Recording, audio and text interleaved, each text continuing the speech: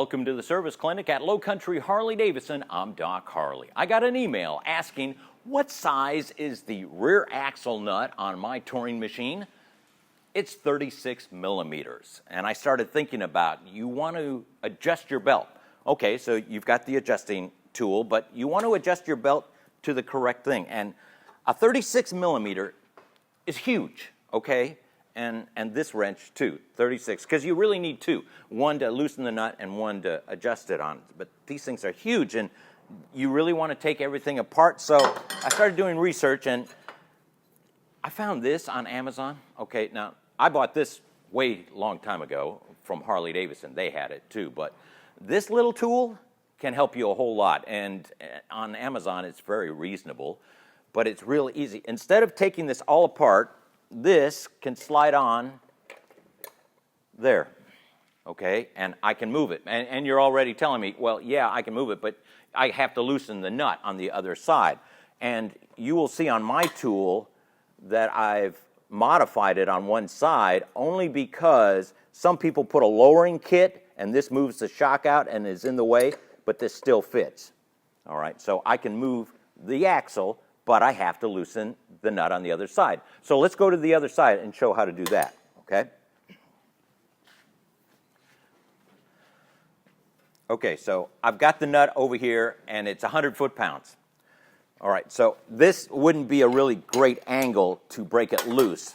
So you come up from underneath and slide it, and I'm in. So then you take a 1/2 inch and your breaker bar, and you get whatever it takes to get in, and you apply, and you break it loose. Okay, so you loosen it, probably a couple of turns. Now you can go over to the other side, and that's why I think you really should get 2 of these. But now you can go to the other side and make your adjustment, and then come back over here, put this in, and tighten it up. And first, what you want to do is tighten it up by hand. All right, because sometimes the friction on this side moves the other side. So once you've got this kind of hand tight, go on over the other side, make sure your belt adjustment is correct and make your final adjustments because this isn't really tight.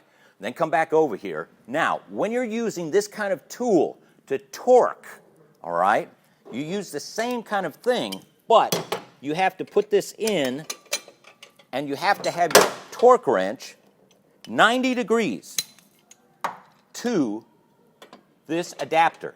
You cannot do it from way up here or down here. So you make your adjustment, get your tool 90 degrees. All right. Let me get that click. All right. And this is set 100 foot-pounds or 100, 105. Now, the new ones, the M8s, are up to 110, 115. You'll have to check your manuals on that, but most of the touring models is 100 foot-pounds. So you apply it, all right? But then you have to move this back to get your 90 and wait for the click for 100 foot-pounds. So that's the way you have to torque it. You can't just come up from any angle. It has to be 90 degrees. Now, if you want to invest a little bit more in your tooling, instead of this, let me show you another tool that I just found recently. Take these 2 nuts out, all right? Motion Pro sells this. This is a 36 millimeter. Compared to the one I showed you earlier, it's really small, and it comes with its own little extension.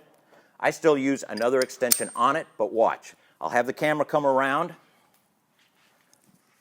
put a towel on your muffler, 2 screws are out, push down. You'll see the shock absorber lower, bring this in,